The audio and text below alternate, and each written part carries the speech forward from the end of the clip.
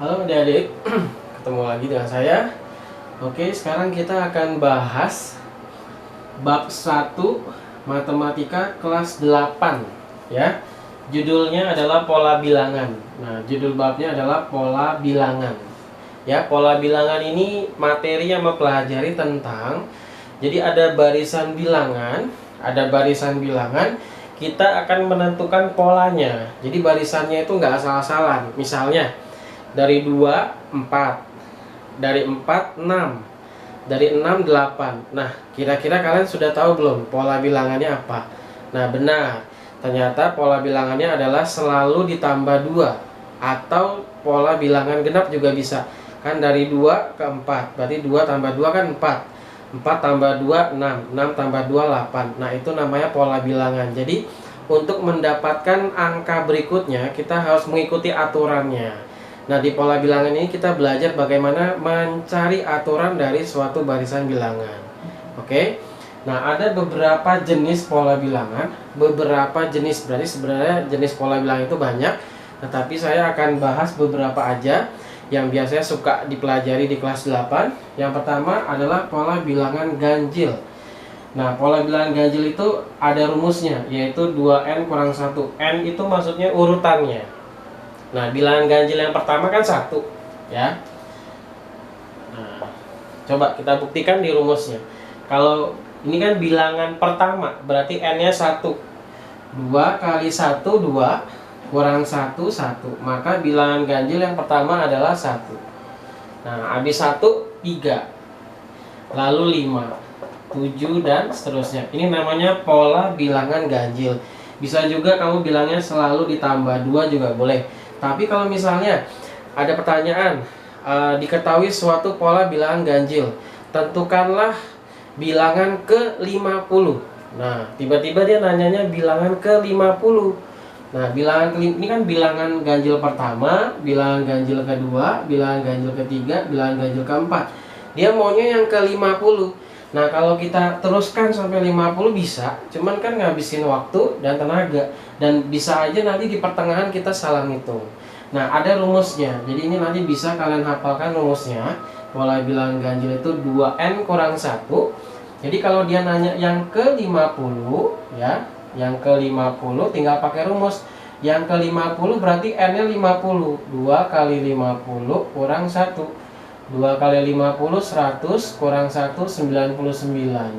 Nah, maka bilangan ganjil yang berada di urutan ke-50 adalah 99. Jauh lebih cepat kita dapatnya menggunakan rumus. Oke, itu yang pertama. Yang kedua, pola bilangan genap.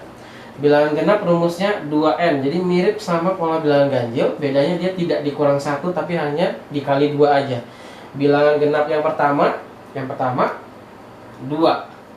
Kenapa bisa gitu? Karena 2 kali 1 2 gitu.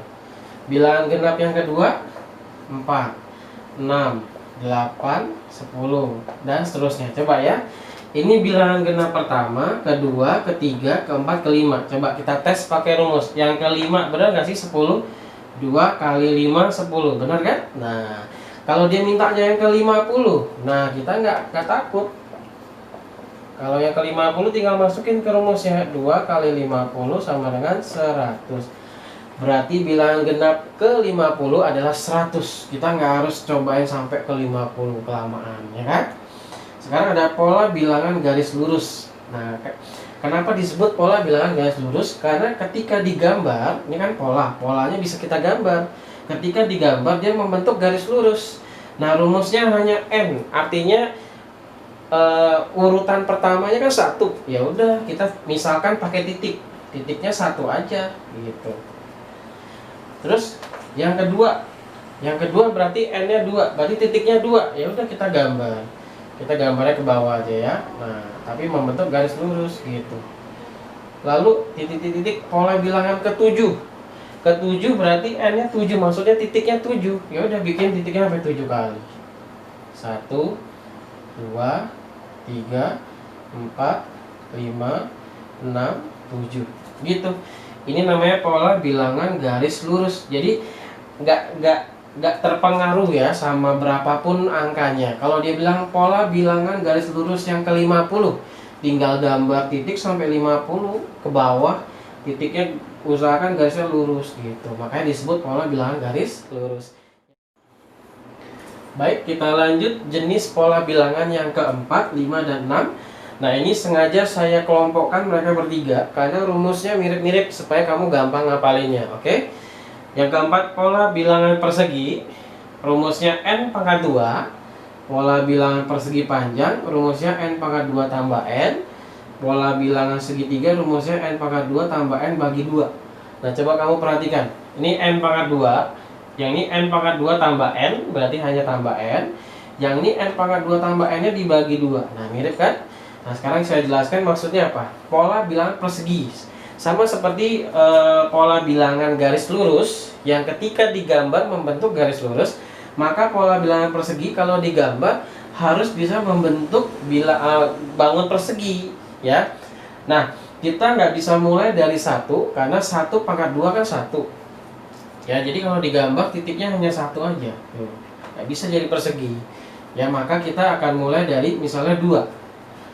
Ya, 2 pangkat 2 berapa? 4. Nah, berarti kita punya 4 titik. Nah, 4 titik ini bisa digambar menjadi sebuah persegi. 2 di atas, 2 di bawah. Karena persegi itu apa? Persegi itu adalah bangun datar yang keempat sisinya sama panjang. Ini ke atas 2, ke bawah 2, ke samping 2, ke atas lagi 2. Ini namanya pola bilangan persegi, ya. Lalu apa? Kalau yang ini pola bilangan persegi panjang. Kalau pola bilangan persegi panjang, berarti nanti kalau digambar dia bisa jadi persegi panjang. Coba ya, kita mulai dari, kita bikin jadi 2 juga. 2 pangkat 2 tambah 2. 4 tambah 2 sama dengan 6. Berarti kita punya 6 titik. Nah, 6 titik ini kalau digambar bisa membentuk persegi panjang. Coba kita perhatikan. 1 2 3 4 5 6. Nah, jadi kan persegi panjang ya. Nah, atau kalau mau gambarnya memanjang bisa juga. 1 2 3 4 5 6. Nah, gitu ya. Nah, ini namanya pola bilangan persegi panjang. Jadi angkanya ketika digambar, jumlah titik sesuai angkanya akan membentuk bangun seperti yang diminta. Kalau persegi jadi persegi, kalau persegi panjang jadi persegi panjang. Nah, bagaimana kalau segitiga? Coba ya. 2 pangkat 2 ditambah 2, karena ini rumusnya n pangkat 2 tambah n bagi 2 per 2. Maka 2 pangkat 2 4 ditambah 2 bagi 2. 6 bagi 2 sama dengan 3. Berarti kita punya 3 titik. Nah, coba 3 titik ini kalau kita gambar bisa nggak sih jadi persegi panjang? Jadi segitiga. Nah, tuh, bisa kan? Tuh, kalau punya 3 titik bisa. Mau gambarnya kayak gimana lagi? Misalnya gini, gini sama gini, tetap jadinya segitiga. Nah, inilah yang namanya pola bilangan persegi panjang segitiga. Kamu tinggal hafalin aja rumusnya. Jadi kalau misalnya guru kamu minta sebutkan suku itu maksudnya urutannya. Sebutkan suku ke-10 bilangan pola bilangan persegi, suku bilangan ke-10. Kalau ke-10 berarti n-nya 10. Berarti 10 pangkat 2 100. Berarti ada 100 titik yang bisa kamu pakai untuk gambar persegi. Atau misalnya biasanya sih disuruh sebutkan angkanya aja ya. Sebutkan bilangan ke-7, pola bilangan segitiga, pola bilangan ke-7. Kalau ke-7 berarti n-nya 7. Berarti 7 pangkat 2 tambah 7 dibagi 2 gitu caranya, oke? Baik. Untuk jenis pola bilangan yang terakhir sebenarnya masih ada banyak yang lain, tapi kita hanya membahas beberapa jenis aja yang suka keluar di materi-materi kelas 8 ya. Yang terakhir namanya pola bilangan segitiga Pascal. Kenapa saya bahas sendiri? Karena ini agak panjang ya, pola bilangan segitiga Pascal.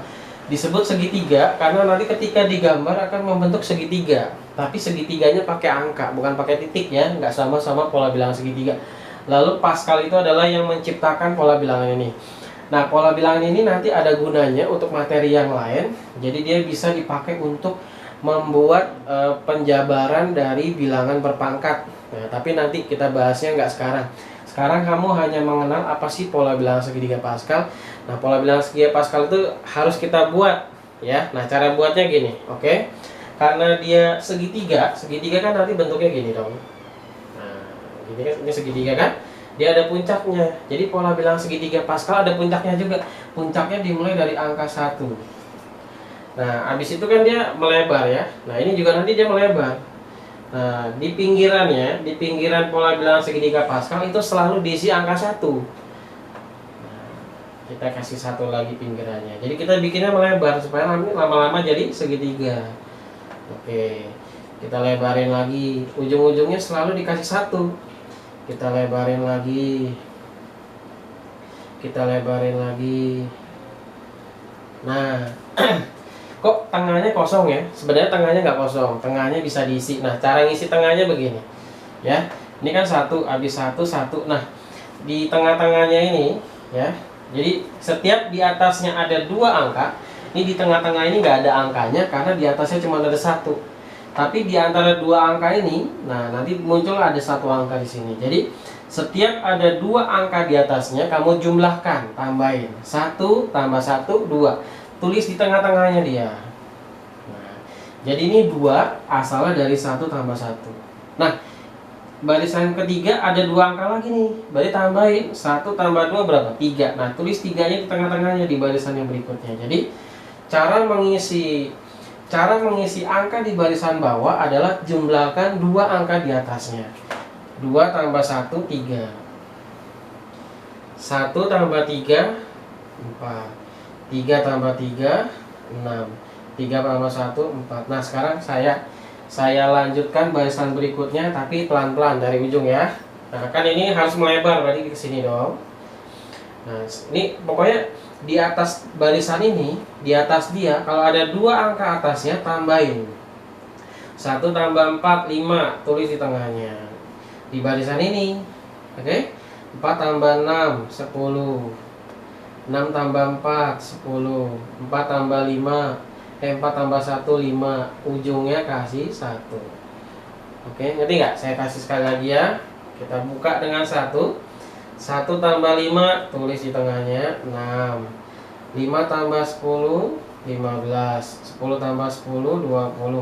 10 tambah 5, 15. 5 tambah 1, 6. Ujungnya 1. Nah, inilah yang namanya pola bilangan segitiga Pascal. Kalau mau dilanjutin lagi boleh, tinggal buka 1, 1 tambah 6, 7 terus gitu. Oke? Ini baris pertamanya. Ini baris keduanya. Ini baris ketiganya dan seterusnya ya. Jadi kalau dia nanya